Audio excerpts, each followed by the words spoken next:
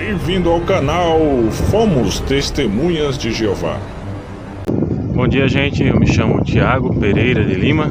Eu moro em Cambé, Paraná. Eu fui testemunha de Jeová por 14 anos. Eu conheci esta organização por meio de uma vizinha que cuidou de mim quando eu era pequeno. Inclusive eu tenho até a Bíblia que ela me deu quando eu tinha 9 anos, ainda guardada ainda. Infelizmente uma delas veio a falecer, né? Que eram duas irmãs e a mãe, que era um testemunho de Jeová. O pai até então não era, mas hoje em dia ele já é um membro da seita já. Conheci com cerca de 6 anos.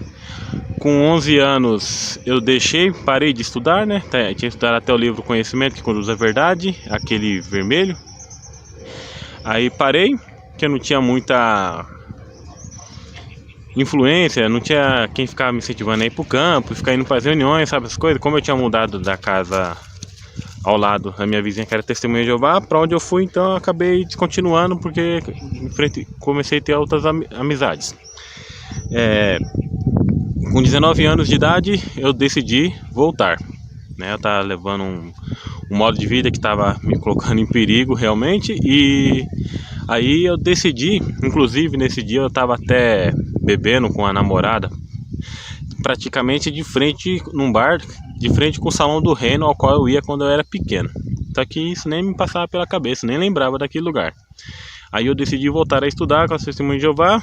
Foi onde o instrutor que veio até me conduzir ao batismo bateu na minha porta, e eu voltei a estudar 2 vezes por semana.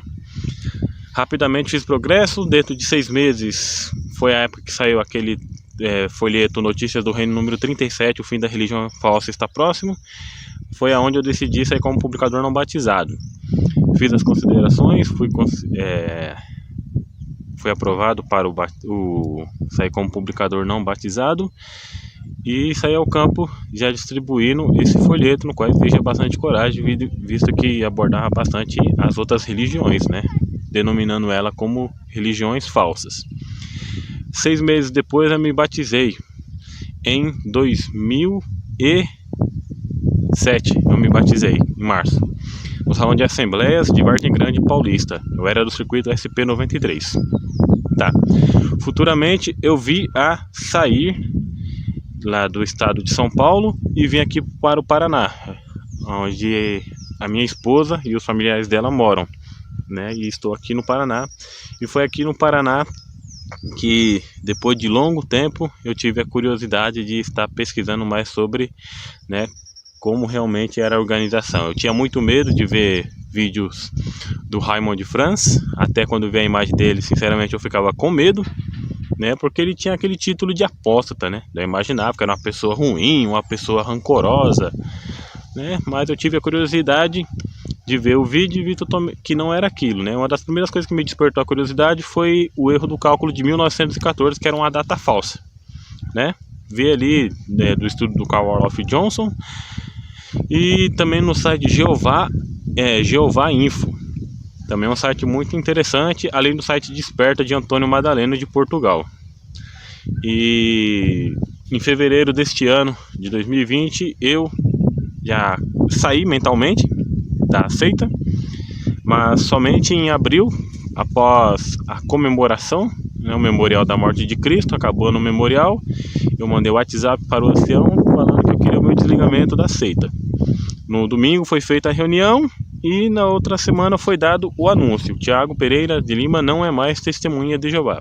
Eu tinha avisado a minha esposa, o meu sogro, né, que eu estava saindo, e além de alguns amigos, entre aspas, né, de longa data. Após eu falar que eu ia sair dessa religião, dessa seita, um amigo, um colega de crença, na verdade, né, simplesmente não perguntou por que eu estava saindo. E quando eu falei para ele, vai ser dado o anúncio quinta-feira, quinta, quarta, não lembro exatamente. Ele falou, não, tudo bem.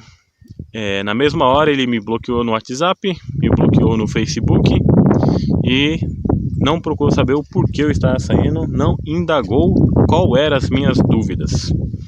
E eu acabei saindo.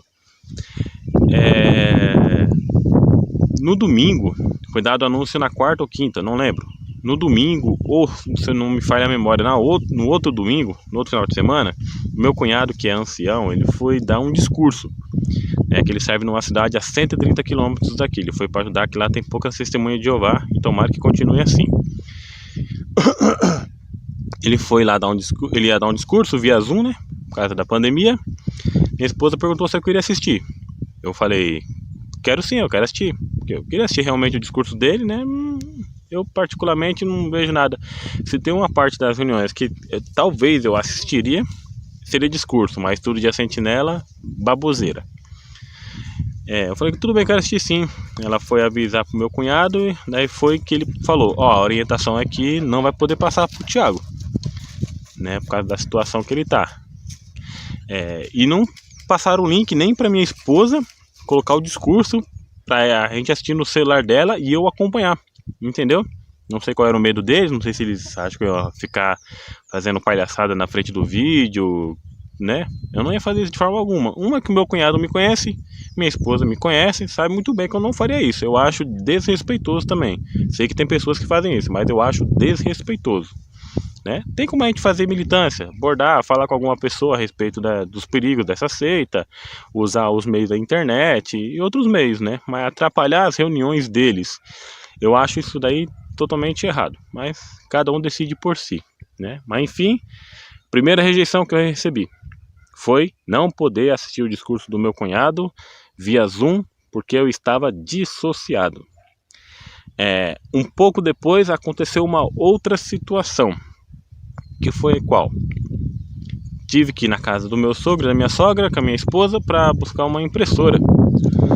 E como quem é ex-membro sabe muito bem, simplesmente tive que ir lá e ficar do lado de fora esperando minha esposa entrar lá dentro, ficar um tempinho batendo papo com os pais dela, e eu tive que ficar lá fora esperando. Uma outra segunda vez, tivemos que voltar lá, a mesma situação. Tive que ficar aguardando lá fora, não podia ter contato com eles, né? Tanto é que não veio ninguém me dar boa noite, né? Com medo, porque ali na região ali onde eles moram tem bastante testemunha de Jeová. Quando eles vêm aqui na minha casa, que eles precisam conversar com a minha esposa, logicamente, né, vem por causa dela, eles me cumprimentam normalmente, mas não passa disso, não tem aquela conversa sincera, né, aquele bate-papo normal que tem entre familiar e amigos. Um pouco mais pra frente, eu precisei de um serviço aqui na minha casa, que é para poder lixar as paredes que tá soltando a tinta, né, poder passar massa corrida e fazer a pintura novamente. Eu contatei um rapaz do salão no qual eu pertencia, que ele e o pai dele mexem com essa área, né, de construção, pintura. Eu conversei com ele e falei que eu precisava desse serviço. Chamei apenas para fazer o serviço, eu não chamei para ficar batendo papo, nada disso. E ele simplesmente falou, ó, Thiago, se for para tratar a respeito desse serviço, a gente vai ter que falar direto com a sua esposa. A gente não pode falar com você. Falei, não, tudo bem. Então não precisa vir aqui em casa, né?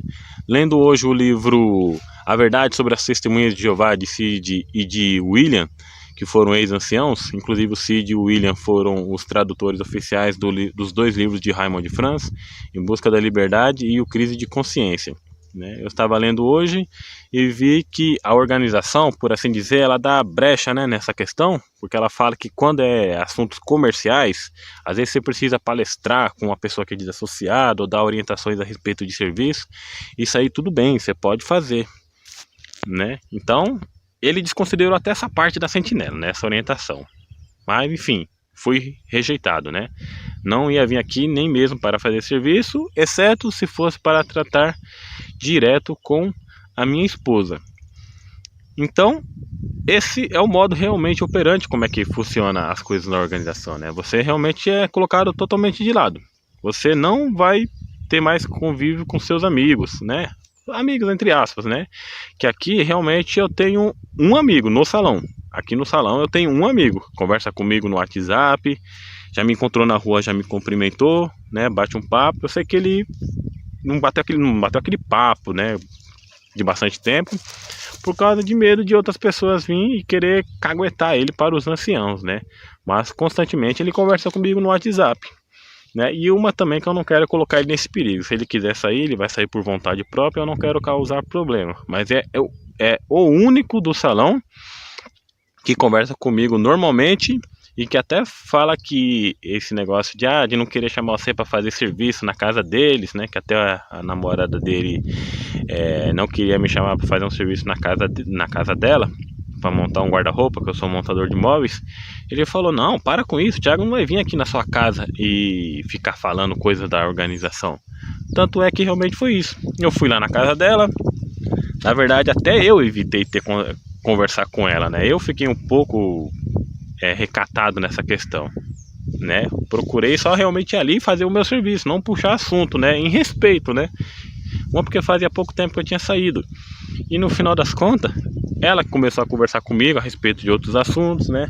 Me ofereceu um chá, me ofereceu um milho, que é muito comum aqui no Paraná. O filho dela não é batizado ainda, mas é publicador não batizado. Bateu um papo comigo normalmente, né? Então me trataram normalmente, né? Indo contra as orientações da organização, para a gente ver como realmente essa é uma orientação que nem todas as pessoas realmente lá dentro acatam, né? Elas não acham que realmente deve ser desse jeito, que deve ser tratada as pessoas.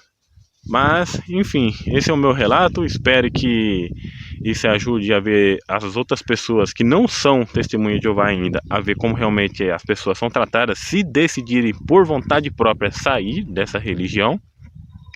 Você pode esquecer que você não vai ter mais tratos com seus amigos e nem familiares. Fico alerta. E se for seu filho, então vai ser um contato mínimo possível que seu filho vai ter com você. Pode esquecer aquele churrasquinho de final de semana, aquela viagem para um sítio, para um lugarzinho, um recanto sossegado para desfrutar em família. Pode esquecer disso aí. Essa organização vai destruir todo o seu vínculo familiar se as pessoas forem testemunhas de Jeová. Então fica o alerta.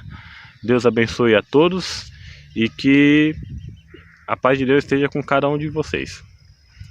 Fomos testemunhas de Jeová.